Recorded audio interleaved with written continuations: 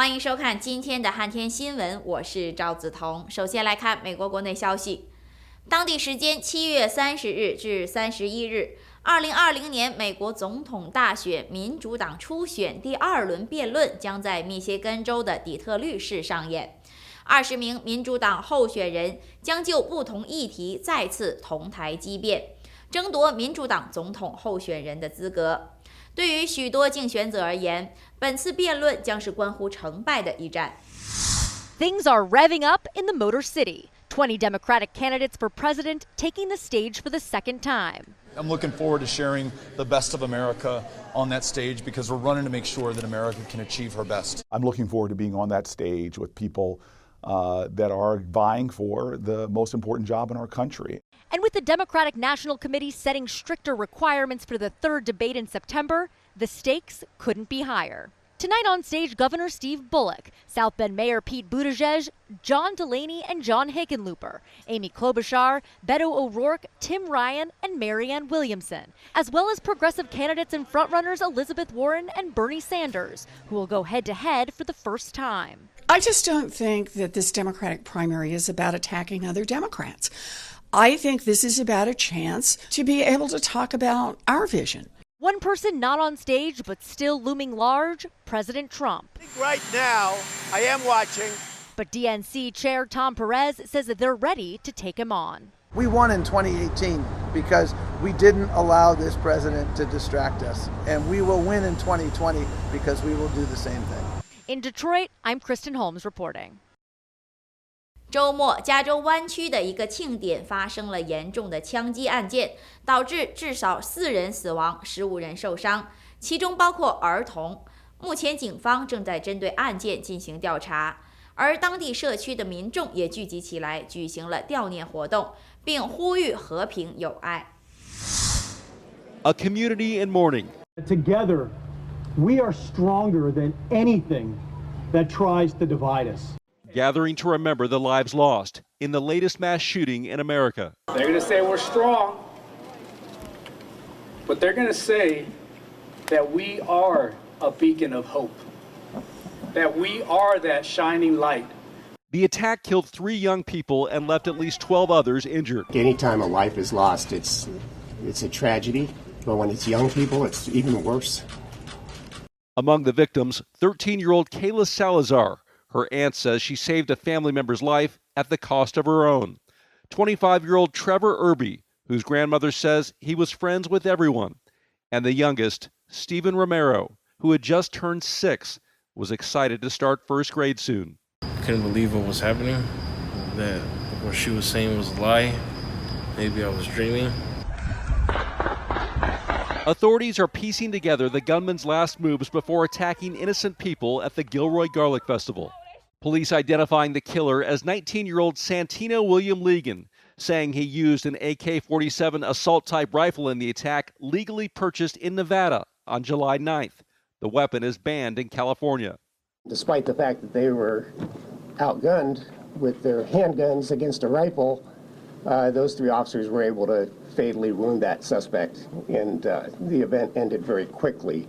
Local and federal authorities combing through the gunman's family home. Our preeminent and principal concern at this point is motivation, ideological leanings. Was he affiliated with anyone or any group? And digging through his social media, like 2 Instagram posts in a now deleted account under the suspect's name, show a picture of the festival, another of this high fire danger sign, with a caption praising a book described as a white supremacist text. We are currently undertaking social media scrubs, as well as assessing information that's derived from other interviews and investigative techniques. 肯塔基州的一名母亲目前面临指控，她的儿子因为网络流行的热水挑战而向一名11岁的同学身上泼热水，导致对方严重受伤。他的母亲目睹了这一切，并没有阻止，也没有为受伤的男孩提供医疗帮助。It started as a challenge. It's a challenge, guys. These challenges are deadly. They're dangerous. It's not what you want to wake up to. That landed 11-year-old Billy Oliver in the hospital with 2nd and 3rd degree burns. How far has our society went that we don't realize that boiling water hurts? Oliver's mother, Patricia, did not even know this challenge existed. No, I knew nothing. I knew nothing about this star, nothing about the challenge. And now Angela Guth, the mother of Oliver's friend, faces felony charges. It's a good time for parents and caretakers to remind their kids that everything that you might see on the internet is not safe, even if it claims to be safe or is represented to be safe. Clay County Attorney Joe White says some children do not think of the dangers. Think about children, they don't always perceive the risks that might be involved in some of the activities that are on there. And I'm sure that many of the activities that they see on the internet don't show the dangers that go along with those activities. And now parents have to stay in the loop. We have to make sure that we take time to educate ourselves on the dangers that are out there, and then to explain to our children that they have to be very cautious about what they see on the internet. Because the internet, while it may have its benefits, it also has its downfalls. So many dangers to try and navigate through this day and time. I don't, it's scary. It's scary. A time where education is key. In Clay County, Emily Bennett, WYMT Mountain News. 俄亥俄州3名中学生日前上庭受审，他们被指控谋杀自己的老师。这3名学生在去年11月，在明知老师对香蕉有致命过敏反应的情况下，骗他吃下了香蕉制品。但学生的家长表示，老师也有过错，对待学生的态度始终存在问题。 What's going on? I called for you. Moments before this police response to Starling K-8 last school year. All of the kids know that she is definitely allergic to bananas. If it touches her, she will go into anaphylactic shock. 3 students pulled a prank on their art teacher, who had told them and posted signs outside of her class that she is severely allergic to bananas. She dubbed her art space the banana-free zone. She asks all children who may have eaten a banana to wash their hands. They're sitting here and they were eating their lunch, so one of them takes the banana, sits it on the door. Body camera video obtained by Scoring Our Schools from Columbus Police shows when they responded. Columbus City Schools security told officers the teacher's 3 attackers smeared banana on her door, on the knob, and then started throwing them at her while she was inside of the class. Detectives found the fruit under a table after it had hit the teacher's arm and leg. Like that could be attempted murder. How old are these kids?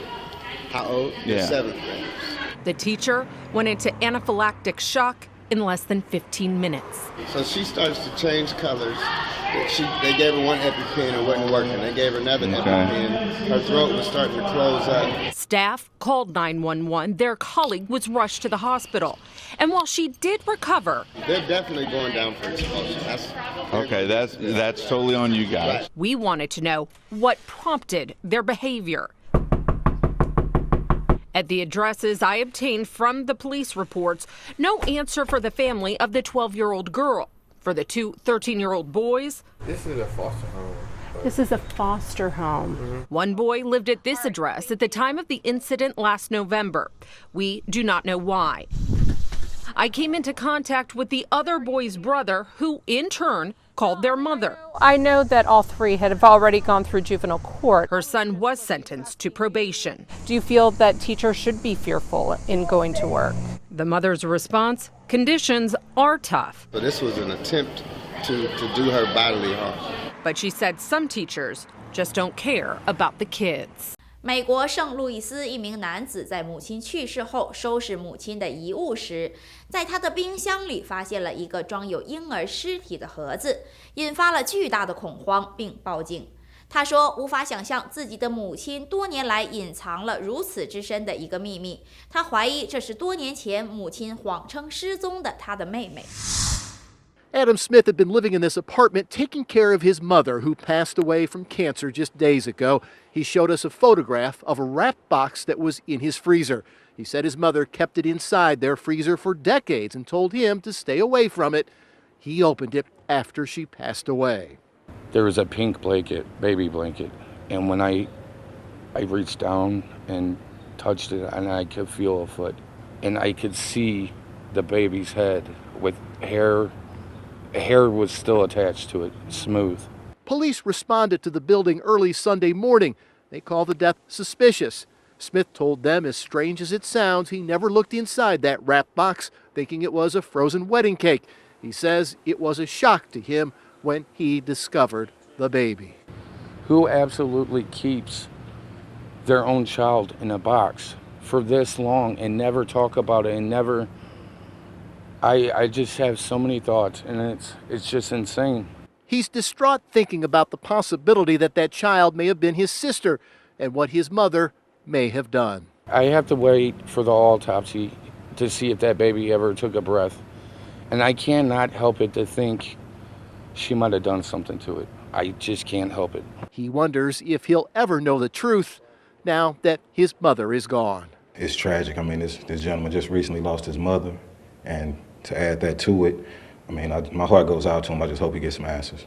I wanted some kind of closure, and I feel like I may never get any closure because my mom's gone. 周一，堪萨斯州的一桩冷案被重新开启调查。在当地墓地有一座无名的女子坟墓，她被发现于1986年，当时无法证实她的身份。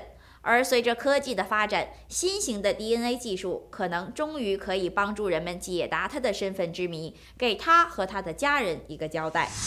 Most of the graves inside of Gypsum Hill Cemetery have headstones and flowers from loved ones, each paying their respects. Then there is the grave of a Jane Doe, or Miss Molly as most in the area know her. We've obviously have not found who she is. We do not know why. There's nothing out there so far that has matched her. Miss Molly's case has been a puzzle for the Saline County Sheriff's Office since she was discovered in 1986. Her body was found off of I-70 in a shallow creek. She had no identification, and her fingerprints didn't match any of the state's databases. This case has led to many dead ends for investigators until now.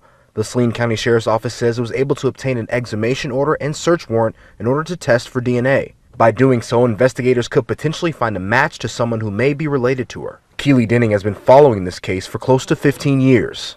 Finding out who she is, to me, is the most important thing. We know what happened to her. We don't know who did it.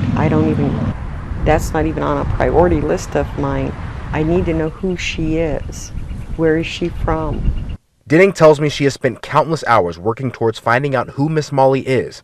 She tells me using new DNA technology in this case could be the break it has needed for decades. The DNA is going to be the real teller of this whole situation. Denning says she, like others in Saline County, have become connected to Miss Molly, and finding her true identity is the right thing to do, not only for Miss Molly, but for her family, whoever they are. She does have family out there, and that their voices need to be heard because they don't know where she is or what's happened to her. This is closure for her family. 休息一下，马上回来。